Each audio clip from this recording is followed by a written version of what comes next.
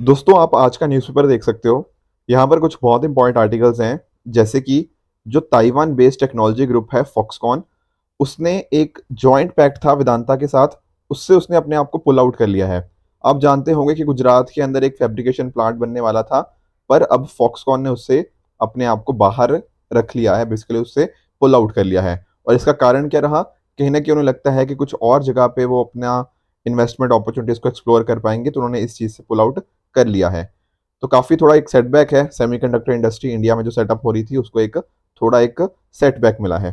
बाकी आप नोटिस करो, जैसे जो बारिश है वो नॉर्थ इंडिया में कंटिन्यू हो जा रही है, काफ़ी लोगों की यहाँ पे डेथ भी हमें देखने को मिली है। राइट, इसी तरह से इंडियन एक्सप्रेस में भी बहुत इंपॉर्टेंट आर्टिकल्स हैं।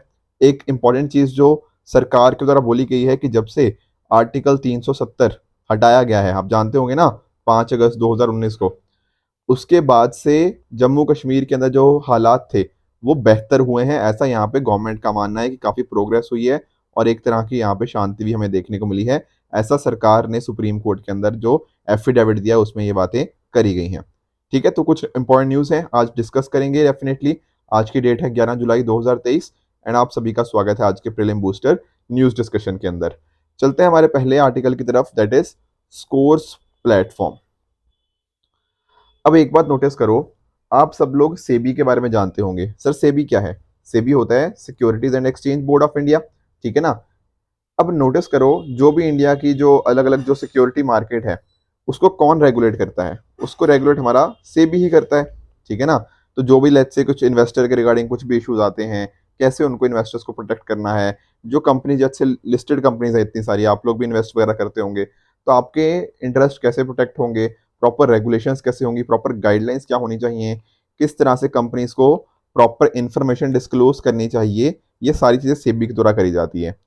ठीक है। अब मान लो चलो सेबी ये सारी चीजें कर रहा है, पर तब भी कुछ ना कुछ एक इन्वेस्टर को कुछ शिकायत आ सकती है, बिल्कुल आ सकती है। ठीक है ना। तो ये सारी शिकायतें कौन हैंडल करेगा? ये सेबी का स्कोर्स प्लेटफॉर्म हैंडल करेगा। सर शिकायतें होंगी किसके अगेंस्ट? जैसे मान लो कोई कंपनी लिस्टेड है सेबी के साथ, ठीक है ना, एक्सचेंज बोर्ड एक्सचेंज पे कोई कंपनी लिस्टेड है, तो उसके अगेंस्ट ये कंप्लेंट हो सकती है। हो सकता है आपने किसी ब्रोकर के माध्यम से कहीं ना जो इन्वेस्टमेंट करी हो तो उसके अगेंस्ट हो सकती है। कुछ आपके हो सकता है आपके स्टॉक एक्सचेंज के अगेंस्ट ही हो, जैसे Bombay stock exchange, national stock exchange, इनके अगेंस्ट आपकी कोई कंप्लेंट हो तो वो भी यहाँ पर करी जा सकती है। कुछ डिपॉजिटरीज होती हैं उनके अगेंस्ट हो गया। आप म्यूचुअल फंड्स के थ्रू करते हो तो म्यूचुअल फंड के अगेंस्ट आपकी कोई कंप्लेंट हो सकती है, किसी पोर्टफोलियो मैनेजर के अगेंस्ट हो सकती है, या फिर और भी जैसी चीजें होती है ना, आपके जो क्रेडिट रेटिंग एजेंसीज हो गया, ठीक है ना, किसी और चीज के अगेंस्ट मर्चेंट बैंकर। तो ये अलग अलग एंटिटीज के जो कोई भी आपकी शिकायत होगी, तो आप डायरेक्टली क्या करो, आप स्कोर्स पोर्टल पे जाओ, आप वहां पर अपनी शिकायत दो, तो अकॉर्डिंगली सेबी उनको एड्रेस करेगा। तो अभी क्या बताया गया है कि टोटल 3,000 से भी ज्यादा जो कंप्लेंट्स थी ना, वो यहाँ पर उनका निपटारा किया गया है थ्रू दिस सेबी का जो स्कोर्स पोर्टल हमें यहाँ पे देखने को मिलता है। तो आई होप आपको ये समझ गए होंगे प्रॉपर, आपको पता लगता रहेगा कि आपकी कंप्लेंट का क्या स्टेटस है, कितना उसके रिगार्डिंग वर्क हुआ या नहीं हुआ। और ये जून 2011 में इसको लॉन्च किया गया था।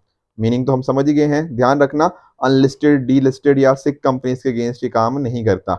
ये काम बस जो लिस्टेड कंपनीज हो गया और जो मैंने बाकी चीजें बताई, mutual fund, depositories, credit rating agencies हो गया, आपके ब्रोकर, स्टॉक एक्सचेंज, उनके अगेंस्ट ये आपको ये पोर्टल यहाँ पे वर्क करता है। उसके रिगार्डिंग कोई भी शिकायत होती है तो आप यहाँ पे बता सकते हो।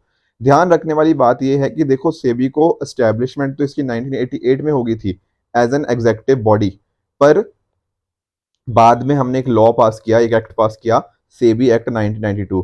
देखो आप खुद नोटिस करो ना कहीं सेबी को अगर अच्छे से फंक्शन करना था तो उसके पास प्रॉपर पावर होनी चाहिए थी। तो 1992 में उसको वो प्रॉपर स्टैट्यूटरी पावर्स देखने को मिली, उसको प्रॉपर एक्ट स्टैट्यूटरी पावर्स हमने दे दी। तो अब आज के टाइम कोई पूछे आपसे कि सेबी क्या है, तो आप बताओगे अब ये एक स्टैट्यूटरी बॉडी है। ठीक है ना। तो जो भी कैपिटल और सिक्योरिटी मार्केट उसको रेगुलेट करता है, इसके हेडक्वार्टर आपको मुंबई में देखने को मिल जाएंगे। ठीक है जी। आगे चलते हैं नेक्स्ट आर्टिकल की तरफ, दैट इज LVM3। अब इसको समझते हैं, सर LVM3 क्या है? देखो LVM कुछ नहीं, इसका फुल फॉर्म है लॉन्च व्हीकल मार्क 3। दरअसल में ना आपने शायद GSLV मार्क 3 का नाम सुना होगा, सुना है ना इसका नाम? तो बस फर्क कुछ नहीं है, GSLV मार्क 3 का ही हमने नाम बदल के ना LVM3 रख दिया है, लॉन्च व्हीकल मार्क 3 ये नाम रख दिया है। मैं आपको थोड़ा ना समझाने की कोशिश करता हूँ। देखो हमारी ना जो कंट्री है उसकी अलग अलग रिक्वायरमेंट्स हैं, ठीक है ना। बेसिकली अलग अलग पर्पसेस के लिए हमारे पास अलग अलग लॉन्च व्हीकल्स होने चाहिए, बिल्कुल सही बात है। तो हमारे पास ना टोटल 3 देखने को मिलते हैं। एक होता है पीएसएलवी। सर पीएसएलवी क्या है? It is polar satellite launch vehicle, ठीक है। उसी तरह से जीएसएलवी है। जीएसएलवी क्या होता है? जियो सिंक्रोनस, ठीक है ना, सैटेलाइट लॉन्च व्हीकल। और एसएसएलवी क्या है? SSLV is small satellite launch vehicle. आई बात समझ में? तो ये 3 चीजें हैं, 3 लॉन्च व्हीकल है, 3 तरह के, अलग अलग पर्पसेस के लिए यूज होते हैं। जैसे फॉर एग्जाम्पल मैं बात करूं पीएसएलवी की, पोलर सैटेलाइट लॉन्च व्हीकल, इसका काम पता क्या है? इसका काम है कि लेट से अगर आपको 1800 किलो तक का कोई पेलोड कैरी करके लेकर जाना है, आपके जो सन सिंक्रोनस पोलर ऑर्बिट होता है, तो उसके लिए हम पीएसएलवी का यूज करते हैं। जैसे मान लो 600 किलोमीटर एल्टीट्यूड होता है ना, जो सन सिंक्रोनस वाला, वहां तक अगर हमें लेके जाना है 1800 किलो तक का, तो हम पीएसएलवी यूज कर सकते हैं, ठीक है। ये अर्थ रिसोर्स को मॉनिटर करने के लिए यूज करते हैं। यहां पर नोटिस करना, जो स्टेजेस होती हैं वो 4 होती हैं। कहने का मतलब क्या? 4 स्टेजेस कौन सी? Solid liquid solid liquid. जो सॉलिड होता है ना नीचे वाला, वो कहीं ना कहीं उसको थ्रस्ट के माध्यम से ऊपर लेके जाता है। तो इस तरह से पीएसएलवी के अंदर हमारी 4 स्टेज हमें देखने को मिलती है। उसी तरह से हमारे पास है जीएसएलवी। ये जीएसएलवी सबसे ज्यादा पावरफुल है, ठीक है ना। सर ऐसा क्या कारण है? देखो आप नोटिस करो, इसका जो मैक्सिमम पेलोड कैपेसिटी है ना, वो 4000 या इवन 4500 किलो तक की है लगभग, ठीक है। होता क्या है, अगर मान लो आपको लो अर्थ ऑर्बिट के अंदर किसी चीज को लेकर जाना है, 4500 किलो तक आप आराम से उसको लेकर जा सकते हो, 4-4500 किलो तक।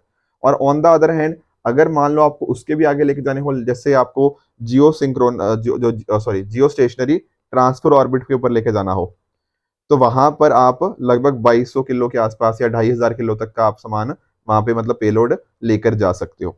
ध्यान रखने वाली बात यह है कि यहाँ पर ना आपके जो नंबर ऑफ स्टेजेस होती हैं वो होती हैं 3। सर कौन सी 3? सॉलिड, लिक्विड और क्रायोजेनिक। अब सॉलिड लिक्विड तो पता ही है, क्रायोजेनिक क्या होता है? इसमें आपका जो लिक्विफाइड हाइड्रोजन हो गया और साथ में ही आपका लिक्विफाइड ऑक्सीजन आपका देखने को मिल जाता है। तो जो भी आपके कम्युनिकेशन सैटेलाइट्स के लॉन्च के लिए जीएसएलवी को यूज किया जाता है। उसी तरह से एसएसएलवी है। एसएसएलवी क्या है? Small satellite launch vehicle. देखो नाम में ही है स्मॉल सैटेलाइट, तो कहीं ना कहीं जो आपकी छोटी सैटेलाइट होती है, कुछ माइक्रो मिनी इस तरह की सैटेलाइट्स होती हैं, उसके लिए हम एसएसएलवी को यूज कर लेंगे, ठीक है। तो 3 यहाँ पर भी हमें नंबर ऑफ स्टेजेस देखने को मिलती हैं। तो ये चीजें आपको ना थोड़ा थोड़ा फर्क पता होना चाहिए। आई एम श्योर आप सभी को इनका मीनिंग पता होगा जियो सिंक्रोनस वगैरह की चीजों का, पर इन तीनों का फर्क हमारे जो अलग अलग रिक्वायरमेंट्स के लिए है। देखो इंडिया को हो सकता है कभी हमें मिनी सैटेलाइट्स लॉन्च कर ली हो, तो हम एसएसएलवी यूज कर लेंगे। कुछ इसके लिए हो सकता है, कुछ पर्पसेस हम इसके लिए यूज करते हैं। तो अलग अलग पर्पसेस के लिए हमने अलग अलग 3 तरह के लॉन्च व्हीकल्स हमारे पास देखने को मिल जाते हैं। तो ये जो मैं बात कर रहा था ना LVM-3 की, लॉन्च व्हीकल, जो लॉन्च व्हीकल मार्क 3 की, वो और कुछ नहीं, वो बस जीएसएलवी मार्क 3 का ही नाम बदलकर ये रख दिया गया है, ठीक है ना। इसरो ने ही इसको यहाँ पे बनाया हुआ है, ठीक है ना। बाकी सारी चीज़ तो आप जानते ही हो। ध्यान रखना, जो 3 स्टेजेस की हम बात कर रहे थे, तो आप यहाँ पे नोटिस कर सकते हो। पहले स्टेज के अंदर क्या होता है, हमने डिस्कस किया ना कि यहाँ पे आपको सॉलिड फ्यूल आपको देखने को मिलता है। यहाँ पे आपको 2 बूस्टर देखने को मिल जाएंगे S-200 वाले।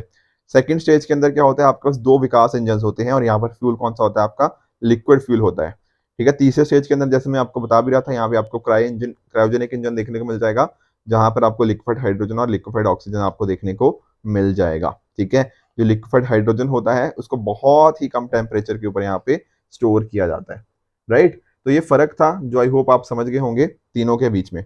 एक क्वेश्चन दे रहा हूँ, ये 2018 में यूपीएससी ने क्वेश्चन पूछा था, इसको एक बार अटेम्प्ट करने की कोशिश करना, बताना इसमें से सही आंसर क्या है। देखो बहुत ज्यादा डिटेल में अगर हम जाएंगे ना इसके, तो कहीं ना कहीं हम साइंस एंड टेक पढ़ने लग जाएंगे, और उसके बेसिक्स मुझे पता है, आप सभी को पता है कि जियो सिंक्रोनस वगैरह चीजें क्या हैं। तो जो इंपॉर्टेंट था तीनों के बीच का फर्क, वो हमने अच्छे से समझ लिया है।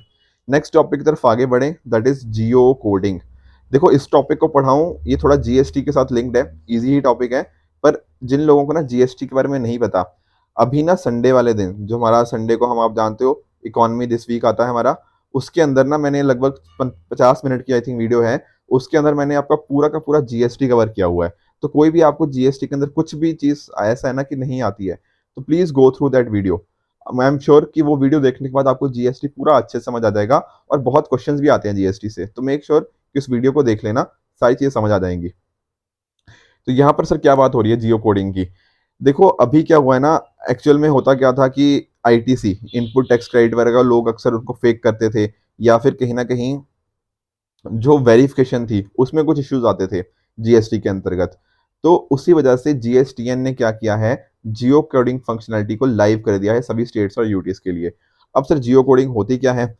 देखो कुछ नहीं है, मान लो आपका कोई एड्रेस है, ठीक है ना, उस एड्रेस को आपने उसको कोऑर्डिनेट्स में बदल दिया, तो होगा क्या, हमें एग्जैक्ट पता लग पाएगा ना कि अच्छा भैया आप यहाँ पर रह रहे हो, तो कहीं ना कहीं आपके एड्रेस की जो एक्यूरेसी है वो बढ़ जाएगी। अदरवाइज होता क्या है कि लोग मतलब गलत एड्रेस बता देते हैं, कुछ वेरिफिकेशन नहीं हो पाता, इनपुट टैक्स रेट को वो फ्रॉडलेंटली यूज कर लेते हैं, फेक रजिस्ट्रेशन कर लेते हैं। तो अब जब हम पता है कि हाँ जियो कोडिंग के माध्यम से हमारे पास प्रॉपर उनके जोग्राफिक कोऑर्डिनेट्स आ चुके हैं, तो कहीं ना कहीं उसकी एक्यूरेसी बढ़ेगी एंड पूरा का पूरा जो वेरिफिकेशन प्रोसेस है वो और भी बेहतर होता रहेगा। तो इसी को बोलते हैं जियो कोडिंग, कि उसको एग्जैक्ट लोकेशन को पता कर पाना उसके ज्योग्राफिक कोऑर्डिनेट्स के थ्रू। अब आप लोग एक सवाल आ रहा होगा आपके दिमाग में, सर ये जीएसटीएन क्या है, जीएसटी नेटवर्क? देखो वैसे तो ये भी मैंने आपको उसमें अंदर पढ़ा ही रखा है जो जीएसटी वाली वीडियो है, पर थोड़ा सा बता देता हूँ। जीएसटी नेटवर्क बेसिकली एक तरह की नॉन प्रॉफिट कंपनी है। यहाँ पर आप समझने की कोशिश करो, इतना सारा जीएसटी के अंदर काम हो रहा है, ठीक है, उसके पीछे कुछ ना कुछ टेक्नोलॉजी लग रही है, प्रॉपर आईटी इंफ्रास्ट्रक्चर लग रहा है, बिल्कुल, तो उसको कोई मेंटेन भी तो कर रहा होगा। तो दरअसल में वो सारी चीजें काम कौन करता है, जीएसटीएन ही आपका करता है। तो इसको कंपनीज एक्ट के अंतर्गत ना सेक्शन 8 के अंदर नॉन प्रॉफिट कंपनी बनाया गया है। सर नॉन प्रॉफिट का मतलब क्या होता है? देखो यहाँ पर अगर मान लो अगर कुछ भी इसके पास पैसा आता है, वो ओनर्स के पास नहीं जाएगा, वो कहीं ना कहीं इसके अंदर री इन्वेस्ट हो जाएगा। आई बात समझ में? मान लो मैं बोलता हूँ कि आपको अपने बिजनेस से 5,000 रुपये आपने कमाए, तो 5,000 रुपये आप अपनी जेब में नहीं लेके गए, आपने उसी के अंदर री इन्वेस्ट कर दिए। क्यों? क्या करने के लिए? कहीं ना कहीं बिजनेस को एक्सपेंड करने के लिए, उसका इंफ्रास्ट्रक्चर और बेहतर करने के लिए। तो ये सारी चीजें जीएसटीएन के अंदर हमें यहाँ पे देखने को मिलती हैं। तो एक तरह का ये इंटरफेस की तरह काम करता है, ठीक है ना। मान लो किसी को आपने जीएसटी पे करना है तो उसके लिए हो गया, ठीक है ना, तो इसके थ्रू आप यहाँ पे इसको पे कर सकते हो। साथ में आप नोटिस करो, यहाँ पर आपका जो शेयर होल्डिंग पैटर्न होता है, वहाँ पे प्राइवेट प्लेयर्स का 51% शेयर और सेंट्रल और स्टेट गवर्नमेंट का 49% शेयर यहाँ पे हमें देखने को मिल जाता है। तो ये कुछ चीज़ें थी जो हमें एक तरह से पता होनी चाहिए थी with regards to geo coding. But फिर से बता दूं, जीएसटी आप जाके हमारी जो इकोनॉमी दिस वीक वाली वीडियो है उसमें अच्छे से समझ सकते हो। अगले टॉपिक की तरफ चलते हैं, दैट इज PBWRS1। अब कई बार ना यूपीएससी से डायरेक्ट क्वेश्चन पूछ लेता है, ये PBWRS1 न्यूज में था, इसका मतलब क्या है? देखो समझने की कोशिश करो, ये एक वीट की वैरायटी है, ठीक है। अब हुआ क्या है, जो पंजाब एग्रीकल्चर यूनिवर्सिटी है पीएयू, उसने इसको डेवलप किया है, इस वीट की वैरायटी को। समझने की कोशिश करते हैं। देखो हम लोग वीट तो खाते ही हैं, ठीक है, सब लोग खाते ही होंगे, पर कई बार ना ऐसा देखा गया है कि वीट के अंदर ना अलग अलग चीजें होती हैं, उस वजह से क्या होता है ना, हमारा वो हार्ट के लिए कुछ चीजें अच्छी नहीं होती। समझ रहे हो? कि जैसे अगर मान के चलो, एक चीज होती है हमारी रेजिस्टेंट स्टार्च। अब पहले तो मैं आपको स्टार्च समझा देता हूँ। देखो स्टार्च की जब हम बात करते हैं, स्टार्च कुछ नहीं, एक तरह का आपका कार्बोहाइड्रेट ही होता है, ठीक है। आपका जैसे अलग अलग प्लांट्स, आपके फ्रूट्स, वेजिटेबल्स, इन सभी के अंदर हमें कार्बोहाइड्रेट्स देखने को मिलता है, और काफी इंपॉर्टेंट भी है स्टार्च, ठीक है, आपको एनर्जी ये प्रोवाइड करता है। इनफैक्ट जो हमारी बॉडी होती है ना, वो इस स्टार्च को छोटे छोटे पार्ट्स के अंदर मतलब इसको ब्रेक डाउन करती है बेसिकली ग्लूकोज की फॉर्म के अंदर, और जो कि ग्लूकोज हमारी बॉडी को रन करता है। तो स्टार्च होना जरूरी है, बट साथ में ही ना एक और चीज होती है, दैट इज रेजिस्टेंट स्टार्च। अब रेजिस्टेंट स्टार्च के अंदर क्या होता है, ये ना हमारे दिल के लिए काफी अच्छा होता है, ठीक है। कहने का मतलब क्या, कि जैसे आपको आपके हार्ट के लिए कुछ इश्यूज हो सकते हैं अगर उसमें रेजिस्टेंस स्टार्च कम होता है, पर यहाँ पर हमने नोटिस किया, यहाँ पर जो PBWRS1 है ना, इसमें जो रेजिस्टेंट स्टार्च होता है वो ज्यादा होता है, लगभग 30% होता है, एज कम्पेयर टू वीट की जो बाकी जो वेराइटीज होती हैं। आई बात समझ में? तो इस तरह से ये एक अच्छी बात है, ठीक है। बेसिकली अगर आप नोटिस करोगे ना, तो अगर आपकी बॉडी के अंदर अगर इंसुलिन प्रॉपरली बनता रहेगा, तो कहीं ना कहीं ब्लड शुगर का लेवल बहुत ज्यादा नहीं बढ़ेगा, और उसके अंदर PBWRS1 आपको हेल्प करता है। तो वीट के मुकाबले ना आपके दिल के लिए, आपको अलग अलग तरह की कार्डियोवास्कुलर डिजीजेस हो गया, आपकी डायबिटीज का रिस्क कम करने के लिए PBWRS1 एक बेहतर उपाय है एज कम्पेयर टू हमारा जो नॉर्मल वीट होती है। तो यहाँ पे RS1 का मतलब और कुछ नहीं है, RS का मतलब रेजिस्टेंट स्टार्च ही है, ठीक है ना। ये डॉक्टर VS सोहू जी की टीम के द्वारा इसको बनाया गया है, ठीक है। अब ध्यान रखना, चलो पॉजिटिव चीज तो डेफिनेटली है, कहीं ना कहीं आपका टाइप 2 डायबिटीज नहीं होगी आपको, आपको हार्ट की कुछ और प्रॉब्लम्स नहीं होगी। और साथ में अगर आप नोटिस करो तो बिल्कुल ये नॉर्मल वीट की तरह ही आपको खाने को देखने को मिलेगा, तो प्रॉपर अच्छा अल्टरनेटिव भी है। साथ में ही यहाँ पर ना येलो रस्ट नहीं होगा। अब सर अब येलो रस्ट क्या होता है? देखो जो हमारे, अगर आपने नोटिस किया होगा, हमारे जो फसलें होती हैं उनको अलग अलग कुछ ना कुछ अलग अलग डिजीजेज हो सकती हैं, बिल्कुल। तो येलो रस्ट भी एक तरह की फंगल डिजीज होती है जो हमारी वीट को खराब करती है, और भी सीरियल क्रॉप्स को खराब करती है, बट मेजरली वीट को खराब करती है। यहाँ पर होता क्या ना, जो इसके लीव्स होते हैं हमारे जो फसलों के, उसके अंदर आपको येलो कलर के स्ट्राइप्स देखने को मिल जाएंगे। तो वहां पर अकॉर्डिंगली उसकी जो प्रोडक्शन है वो इम्पैक्ट हो जाती है इस फंगल डिजीज की वजह से। तो ये जो फंगल डिजीज है ये वीट को तो हो जाती है, पर PBWRS1 को नहीं होती। तो ये सारे बेनिफिट्स हैं PBWRS1 के। पर एक ना कंसर्न भी है इसके रिगार्डिंग। वो सर कंसर्न क्या है? कंसर्न ये है कि जो, अगर मान लो एक किसान इसको उगा रहा है, अगर एक नॉर्मल वीट उगा रहा है और एक जगह पे PBWRS1, तो सेम पीस ऑफ लैंड के अंदर जो नॉर्मल वीट होगा उसकी प्रोडक्शन ज़्यादा आएगी, उसकी यील्ड ज़्यादा आएगी। वेयर एज जो ये PBWRS1 की बात कर रहा हूँ, इसकी यील्ड कम होगी। तो आप खुद सोचो ना, अगर किसान को लगता है यार यहाँ तो कम उग रहा है, तो वो क्या उगाना कोशिश करेगा? वो नॉर्मल वीट ही उगाएगा, PBWRS1 नहीं उगाएगा। तो यील्ड कम होना एक थोड़ा सा कंसर्न है। आई बात समझ में? आई होप आपको PBWRS1 के बारे में सारी चीजें समझ आ गई होंगी। अब एक वर्ड यहाँ पे पढ़ा था, टाइप 2 डायबिटीज। सर ये क्या होता है? देखो डायबिटीज आप सभी जानते होंगे, ठीक है ना। अगर मान लो बेसिकली किस तरह से आपको जो शुगर है या ग्लूकोज है वो आपकी बॉडी को यूज करता है, मतलब बॉडी उसको कैसे यूज करती है, दैट इज इंपॉर्टेंट। अगर मान लो उससे कहीं ना कहीं उसको इंसुलिन नहीं मिलता, तो कहीं ना कहीं क्या हो सकता है, ब्लड शुगर लेवल काफी ज्यादा इंक्रीज हो सकता है, ठीक है ना। एंड अकॉर्डिंगली अगर ये चीज हो रही है तो कहीं ना कहीं आपकी जो बॉडी हो गया, आपका हार्ट हो गया, आपके नर्व्स, ब्लड वेसल्स, उनके ऊपर एक बहुत नेगेटिव इंपैक्ट हमें देखने को मिल सकता है। ठीक है जी, चलते हैं हमारे अगले टॉपिक की तरफ। ठीक है, सॉरी, एक इसी के साथ एक लिंक चीज है, ग्लाइसेमिक इंडेक्स। अब सर ये क्या चीज है? देखो ग्लाइसेमिक इंडेक्स ये बताता है कि किसी पर्टिकुलर स्पेसिफिक फूड के की वजह से कहीं ना कहीं आपका कितना ब्लड शुगर लेवल बढ़ रहा है। ठीक है, तो अगर लेट से किसी का ग्लाइसेमिक इंडेक्स कम है, इसका मतलब ये है कि आप उस वजह से कहीं ना कहीं आपका जो ब्लड शुगर लेवल वो कम बढ़ेगा। एंड अगर मान लो किसी का ग्लाइसेमिक इंडेक्स ज्यादा है, तो उसका मीनिंग ये है कि उससे आपका जो ब्लड शुगर लेवल है वो ज्यादा बढ़ेगा। तो on the basis of this आपके जो अलग अलग फूड होते हैं वो लो, मीडियम और हाई ग्लाइसेमिक फूड्स की तरह कैटेगरी करे जाते हैं, डिपेंडिंग अपॉन उनमें कितना, यहाँ पर उनकी वजह से कितना आपका ब्लड शुगर लेवल बढ़ रहा है। चलते हैं अगले टॉपिक की तरफ, that is tropical primary forest cover.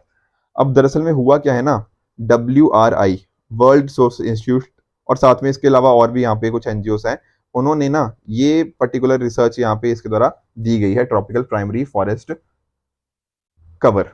अब पहले तो ये समझो, आप ट्रॉपिकल के बारे में चलो जानते ही हो सबको, ठीक है ना, ये मुझे बताने की जरूरत नहीं है, बस प्राइमरी मुझे बताना है कि प्राइमरी फॉरेस्ट क्या होते हैं। देखो कुछ हमारे तो देखो फॉरेस्ट होते हैं ऐसे जो ना किसी कारण की वजह से उनका थोड़ा, उनके ऊपर थोड़ा इम्पैक्ट आ चुका है, ठीक है। पर कुछ फॉरेस्ट ऐसे भी होंगे जिनके ऊपर ना कोई भी इम्पैक्ट नहीं आया। सर क्या मतलब है इनका? देखो इसका मतलब ये है कि ये प्योरली अनडिस्टर्ब्ड है, बिल्कुल नेचुरल फॉरेस्ट है, और मतलब बिल्कुल काफी मेच्योर हो रखे हैं।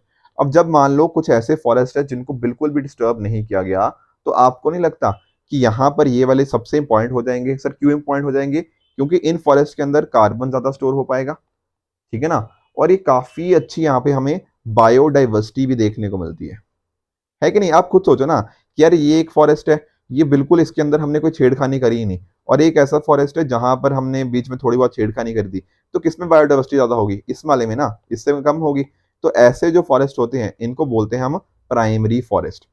तो ये जो फाइंडिंग्स हैं इनको थोड़ा समझने की कोशिश करते हैं। अगर हम नोटिस करें ना ग्लोबल ट्रेंड्स की, तो हमें ट्रॉपिकल एरियाज के अंदर लगभग 4.1 मिलियन हेक्टेयर लॉस हुआ है 2022 के अंदर, ये पूरे वर्ल्ड की बात कर रहा हूँ। कार्बन डाइऑक्साइड एमिशन देखो, क्योंकि फॉरेस्ट लॉस हो रहा है तो कहीं ना कहीं क्या होगा, तो उस वजह से हमें कार्बन डाइऑक्साइड एमिशन होंगी, ठीक है ना। तो 2.7 बिलियन टन हमें देखने को मिला है। ये लगभग इक्वलेंट है इंडिया का जो हम एनुअली फॉसिल फ्यूल एमिट करते हैं उसके ऑलमोस्ट इक्वलेंट है। इंडिया स्पेसिफिक अगर आप नोटिस करोगे ना, तो बहुत सारी चीजें इंडिया के रिगार्डिंग भी बात करी गई है, but before that highest tropical forest cover loss कहाँ पे हुआ है? आपके ब्राजील के अंदर, आपका डेमोक्रेटिक रिपब्लिक ऑफ कॉन्गो के अंदर। और lowest level of primary forest cover loss हुआ है आपका इंडोनेशिया और मलेशिया के अंदर। आप नोटिस करोगे 2022 के अंदर हमारा जो फॉरेस्ट कवर लॉस था, प्राइमरी फॉरेस्ट कवर लॉस, वो 21 के मुकाबले 10% ज़्यादा हुआ है। अब अगर देखो हमें जो टारगेट्स हैं कि 2030 तक हमें ये जो फॉरेस्ट लॉस है इसको कहीं न कहीं कम करना है, 2030 का जो टारगेट है उसको अचीव करना है, तो ऐसे तो नहीं हो पाएगा। तो यहाँ पर ये कह रहे हैं कि कम से कम 10% और हमें इसको बढ़ाना पड़ेगा, ग्लोबल डिफॉरेस्टेशन को कम से कम 10% कम करना पड़ेगा, तभी हम 2030 के टारगेट को हम अचीव कर पाएँगे। अदरवाइज़ हम बिल्कुल भी उस रिगार्डिंग ट्रैक पर नहीं हैं। इंडिया स्पेसिफिक की अगर आप बात करो, तो इंडिया ने 43.9 thousand hectare of humid primary forest loss किया है बिटवीन 2021 एंड 2022, जो कि 17% है कंट्री के टोटल ट्री कवर लॉस का इस पर्टिकुलर टाइम के अंदर। ठीक है, टोटल ट्री कवर लॉस कितना है, वो अप्रॉक्सीमेटली 2,55,000 हेक्टेयर हमें यहाँ पे देखने को मिल जाएगा। ग्लोबल फॉरेस्ट वॉच की बात करें, ठीक है, तो ये एक तरह का ऑनलाइन प्लेटफॉर्म है जिसको बनाया गया किसके द्वारा, WRI वर्ल्ड रिसोर्स इंस्टीट्यूट के द्वारा 1997 के अंदर। तो डिफरेंट डिफरेंट तरह के ये रियल टाइम हमें डेटा देता रहता है कि क्या चीज़ें चेंजेस आए हैं, किस तरह से कितना लॉस हुआ है, ठीक है ना। तो पूरा यहाँ पे हमें ग्लोबल फॉरेस्ट वॉच के अंदर ये चीज़ें इस प्लेटफॉर्म के ऊपर पता लगती रहती हैं। ठीक है, तो यहाँ पर अगर आप नोटिस करो तो और भी एनजीओ वगैरह इसके अंदर बहुत सारी हैं, तो उनके मैंने नाम लिखे, अदरवाइज बहुत सारी एनजीओ यहाँ पे हमें और भी देखने को मिल जाएंगी। बाकी प्राइमरी फॉरेस्ट का मीनिंग तो हम समझ ही गए हैं, काफ़ी डेंस होते हैं, काफ़ी वाइल्ड होते हैं, एंड सबसे सिग्निफिकेंट होते हैं इकोलॉजिकली, क्योंकि ये एक तरह से बिल्कुल अनडिस्टर्ब्ड होते हैं। यहाँ पे इस तरह की ना आपने माइनिंग, डैम, ये सारी चीज़ें नहीं करी, ठीक है ना, तो कहीं ना कहीं काफ़ी हमारे इकोलॉजिकली ये बहुत ज़्यादा इंपॉर्टेंट हो जाते हैं। ठीक है, काफ़ी एनिमल स्पीशीज़ आपको, प्लांट स्पीशीज़ देखने को मिल जाएगी, अनपोल्यूटेड वाटर देखने को मिल जाएगा, काफ़ी अच्छा कैनोपी कवर होता है, तो ये सारी चीज़ें काफ़ी इसके रिगार्डिंग अच्छी होती हैं। ठीक है ना, इंपॉर्टेंस आप समझ गए हो। अक्रॉस द ग्लोब हमें देखने को मिल जाएंगे, बोरियल रीजन में भी देखने को मिल जाएंगे, ट्रॉपिक्स वगैरह में भी आपको देखने को मिल जाते हैं। ज़्यादा कार्बन स्टोर होता है, बायोडाइवर्सिटी अच्छी खासी होती है। और अगर मान लो प्राइमरी फॉरेस्ट कवर हमारा लॉस हो गया ना, ये बहुत ही गलत चीज़ है। क्यों? क्योंकि काफ़ी हद तक ये इर्रिवर्सिबल होता है। ठीक है, अगर मान लो अगर आपने यहाँ से पेड़, मान लो आपका कोई कट भी गया आपके घर के अंदर, आप कहीं और उगा लोगे तो ज़्यादा कुछ फ़र्क नहीं पड़ेगा। तो प्राइमरी फॉरेस्ट कवर ना अनडिस्टर्ब्ड रहे हैं कई हज़ारों सालों से, तो कहीं न कहीं जितनी बायोडाइवर्सिटी इनके अंदर थी, तो वो कहीं न कहीं उसको रीजनरेट करना बहुत ही मुश्किल है। तो इस वजह से इनका अगर लॉस होता है तो that is almost irreversible in nature. ठीक है? तो ये कुछ टॉपिक्स थे जो आज हमें पढ़ने थे। इनके बेसिस के ऊपर मैं आपको ये 4 क्वेश्चन दे रहा हूँ। इनका मुझे आप नीचे कमेंट्स में बताओगे क्या सही है, क्या गलत है। एक प्रीवियस ईयर क्वेश्चन भी आपको दिया था, वो मार्क 3 वाले से रिलेटेड, तो उसका भी मुझे आप नीचे कमेंट्स में आंसर बताओगे। कल जो क्वेश्चन पूछे थे उनका आपको मैं क्विकली एक बार आंसर बता देता हूँ। कन्वेंशन ऑन क्लस्टर म्यूनिशन, क्या ये 1975 के अंदर एनफोर्स में आया था? The answer is false. देखो ये अडॉप्ट किया गया था 2008 के अंदर, फिर एनफोर्स में आया 2010 के अंदर। ग्लोबल पीस इंडेक्स क्या यूनेस्को रिलीज करता है? सर ये भी गलत है। क्यों? क्योंकि ये IEP, institute for economics and peace के द्वारा इसको रिलीज किया जाता है। तीसरा, national e governance service delivery assessment framework, क्या DARPG यानी कि department of administrative reforms and public grievances को रिलीज करता है? The answer is correct. तो ये थे आज की डिस्कशन। आई होप आप सभी को आज का डिस्कशन अच्छे से समझ आया होगा। अगर आपको इस लेक्चर PDF चाहिए तो आप हमारे Telegram channel PW only IAS official पे जाके इस लेक्चर PDF को एक्सेस कर सकते हो एंड अपनी प्रिपरेशन को और भी बेहतर बना सकते हो। ठीक है friends, thank you so much for the discussion.